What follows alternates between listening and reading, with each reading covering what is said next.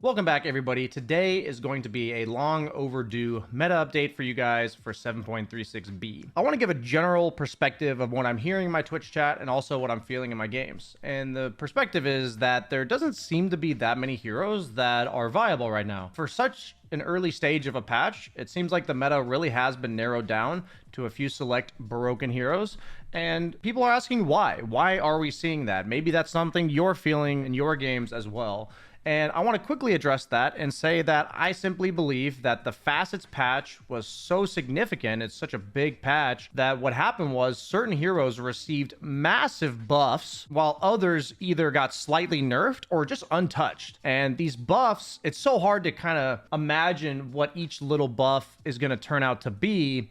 But basically, I feel like it was impossible for Valve to balance the game perfectly. And so we're left with a meta. The meta update summary is that there are like 10 to 15 absolutely bonkers heroes right now. And the summary of the meta is these heroes. So I'm going to be talking about those heroes and why they're so broken. And we're going to be basically telling you guys why to pick them, what to look out for. And the simple answer is they were given innates or facets that made them broken this patch. Let's go ahead and get started. So here in front of me, I have Dota 2 Pro Tracker, which I often use to kind of figure out what I'm going to be picking in the meta, because it also usually resembles my games because these are pulled from the highest level of pubs. And so this is the rating for heroes that are given based on about how many games they've been played with their win rate. And remember, this is at the highest level. And the whole meta affects the meta, meaning like heroes that are good against Darkseer, because he's up here, will have a slightly higher viability at high MMRs because everyone's picking Darkseer. But for you guys, if nobody's picking Darkseer, then you can pick heroes that aren't so great against Darkseer and be fine. But right now, we see broken heroes. Look at these win rates, right? Enigma, a whopping 57%, and the rest of them are at least or close to 53%. So let's first break down Enigma on the side here. So what Enigma was given for an innate is that his allies within 500 radius of him just take less damage. Why not? Percent damage reduction is pretty powerful, especially on a hero that usually provides Vlads or Greaves or items like this from the support or core role that is meant to sustain your team. So when you give damage reduction percentage, every effective HP is just that much better, and every effective heal is that much more. So Enigma, 57% win rate, strongest hero in Dota right now. So when we scroll down, we get to the next hero on the list, which is Witch Doctor. So first and foremost, he has an innate ability called Gree that basically gives him gold when he dies. Like all the gold you usually lose is then stored in this, and he eventually just gets a huge injection of gold. Free shit. Cool. But the main reason that this hero is being broken right now is the Voodoo Festration, which is the 30, 40, 50, 60 damage per second instead of healing. But in 7.36b, it got buffed to heal Witch Doctor for half of the value. So level 1, this is 8 mana per second, dealing 30 damage and a 700 AoE. Keep in mind, that's longer than pretty much every hero's attack range in Dota, and it heals them for 15. So it's 8 mana per second, 45 damage swing. You cannot lose lanes. You can't lose. This hero's absolutely busted only because of Voodoo Festration, and you can either choose to max it out and play more of a farming, even core role. That's how good it is right now, except for 1. I think this hero is so broken it could be 2, 3, 4, 5. But we're mainly seeing it in my bracket as a support that wins its lane. And people sometimes go 1-4-1, and sometimes I just see like 4-1-4, where the 1 point in Voodoo Festration won them the lane, but then after that they went to like kind of normal support Witch Doctor things. So kind of totally up to you based on the game situation, but both seem like viable builds. Next up on the list, we got Chaos Knight. So Chaos Knight's innate. Whenever an illusion of Chaos Knight is created, there is a 50% chance that an additional 1 illusion will spawn. Let's keep in mind that this applies to Manta. So now that's 2.5 illusions when you use Manta on average. His ulti level 1 is 1.5 illusions instead of 1, like 50% better. Everything's 50% better, right? His ulti, Manta, his shard. Now 50% of the time when you shard stun somebody, you spawn 2 illusions. So yes, keep in mind that it's not necessarily reliable. CK's damage output never really has been, but suddenly you just have 50% more illusions on every item, every teammate, that like a Shadow Demon that creates illusions of you. Bear in mind, it makes his counter matchups like Darkseer worse because there's also a 50% chance for the enemy to spawn illusions of you. But CK, you can see why he has a 53% win rate. A hero that just was kind of just in a fine spot before, maybe a little bit lackluster, is suddenly just given an extra 0.5 illusions on everything he casts. On top of that, his left facet makes it so that all of his illusions not just his ulti. So Manta and everything are strong illusions, which means they can't be one-shotted by stuff like Pugna, Dagons, Sheepstick, all this kind of stuff.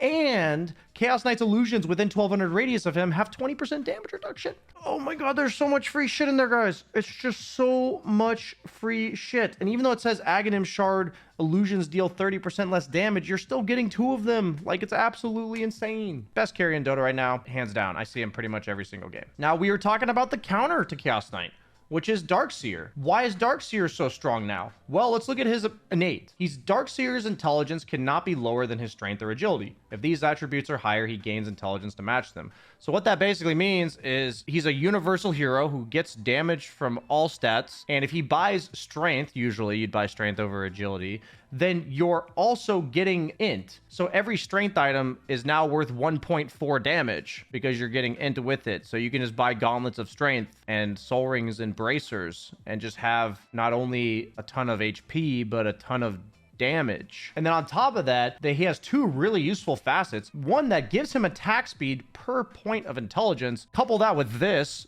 suddenly you're buying 10 strength and you also get 5 attack speed with it. What?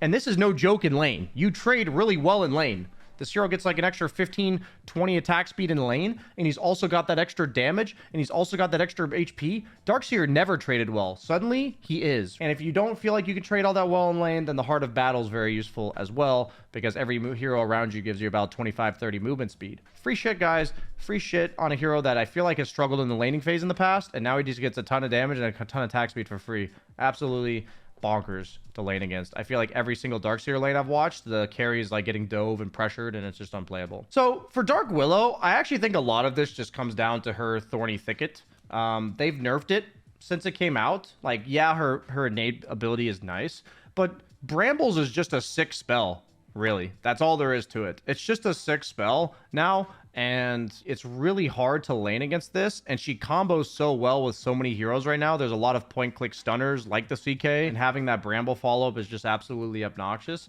And she's the best support in the game right now for supplying that mid-game damage with the Bedlam. So I feel like that's why Willow's so strong right now. Her lane duo combos are just incredibly potent, and it is really annoying to lane against this hero, as well as try to catch her as a elusive support in the mid to late game. Now, one that kind of surprised me at the start of the patch is Spearbreaker. And we're not going to go too much into depth about Spearbreaker. He seems really hard to play against, I'll say that much. But his win rate, I think, really is because of his innate herd mentality. Provides the hero on your team that has the lowest level. Meaning, if everyone on the team is level 4, but one of them is slightly less, this doesn't work. Somebody has to be lower level than everyone else on the team. That increases their experience gained by 50%. So I've seen games where Spearbreaker is losing, and his like 5 position goes from level 6 to like 10, getting 1 or 2 kills. It's crazy. It's absolutely crazy. So it doesn't matter what role this is. I've seen mid Spearbreaker, I've seen offlane Spearbreaker, I've seen 4 position Spearbreaker. I wouldn't really run it carry or 5, but I think all the other roles make sense. And just, if you're ahead, this snowballs because you get more from the guy that's the lowest level on your team. If you're behind, suddenly you get 4 levels on a support with 1 or 2 kills. A hero that's always thrived on chaos, Spearbreaker. This just makes it even more insane, and I feel like it might be one of the best innates in the entire game. Next up is Windranger. Her innate ability is pretty nice. It makes it so she can't be slowed more than 240, and her max movement speed is also increased. Her facet on the left is generally the one that is standard, and you can look into the right one if you want, but I've never seen anybody take it. But it grants 15% bonus move speed on Windrun and to her allies. So suddenly she's got like a drum charge for whatever reason. And overall, just giving a hero like this more elusiveness. She's always been one of the best single target damage dealers in the last like year or two. And we've been seeing her carry and mid in my bracket. And it just feels like she's strong in laning. Power Shot's been really strong for the last 2 patches, and making her just that much faster for chase potential kind of adds up over time. So before we go to like Treant, the next on the list, I'm actually going to skip down to Weaver, because look at how many matches this hero's been played. 7,000 with a 52% win rate, by the way.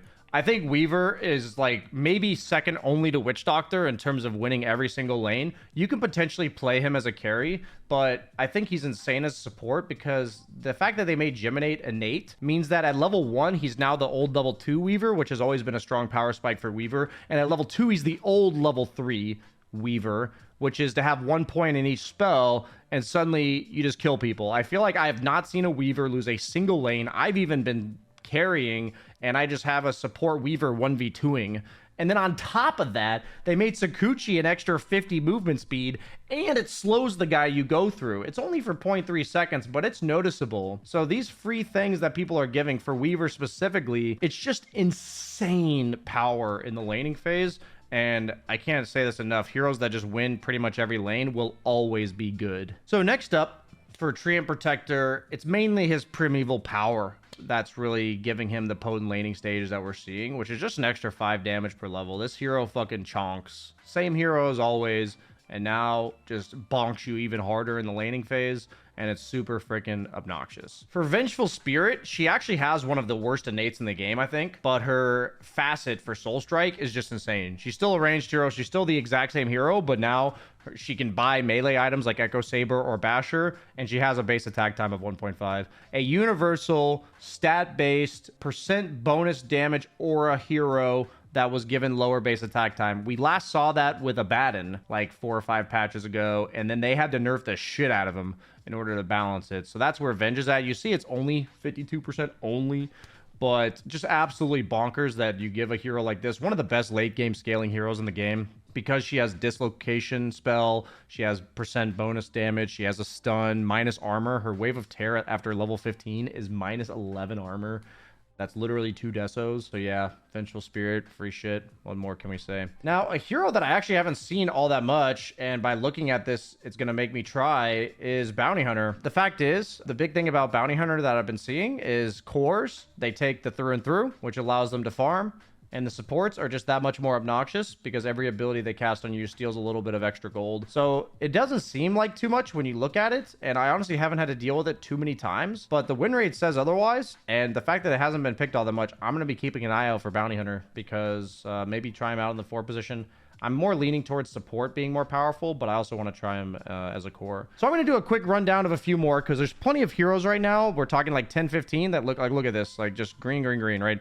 But what we're seeing is the off lane is really strong laners, really burst heavy, annoying stunning guys, followed up by like a Willow or pesky heroes like Bounty Hunter, Spearbreaker. They're basically just kill, kill, kill. So CK is a really strong, durable, safe laner that fights back. Lifestealer is the same thing, but he also, his innate just makes it so he gets extra HP, plus the facet, like he gets Feast for free, he gets as well as the 2 HP per last hit for free, so free shit. Night Stalker, we talked about it in the facet video. He just basically gets nighttime during the lane, which makes his laning stage really reliable, long story short. And then in the mid lane, I'm seeing a ton of spirits, right? So we see Ember Spirit here. We're seeing Storm Spirit, still 3,700 games, even though he's all the way down here. You can see how many games he's getting played. And maybe a little bit less Void Spirit, but these heroes have all been getting nerfed. So spirits were super popular at the start of 7.36. All of them have been nerfed in some capacity, except for Earth Spirit. When we look at like the hot meta shit right now, I'm just seeing SF every game. Like, look at this. Look at SF's number of games. Look at TA's number of games. Like, these heroes are on here, but I don't see them all that much. So TA's been nerfed into the ground, but she still picked a lot with a 51% win rate. SF, I feel like, is getting played by a lot of people who have no idea what they're doing, and he's still rocking a 51% win rate because of the Yashikaya, just because of this insane cast point that they gave him on his ultimate. And that's basically what we're seeing in this patch. Heroes that were either given free things from their facets and innates, or significantly benefited from the reworks of items in the case of SF with the Yashikaya. So this was kind of an all over the place meta update, but that's how I feel like the meta is right now, which is kind of just all over the place. You feel like there's things being thrown at you that they're not in the ability description. They're just built-in passives. They're built-in free shit that people have, and you have to account for it because they were mechanics that didn't previously exist in the game. And that is my summary of 7.36b. So stay tuned for more meta update content. I'll also be releasing the facet videos in the near future. The remaining ones, the intelligence as well as the universal. Stay tuned for more, guys. Like, comment, subscribe. See you guys next time.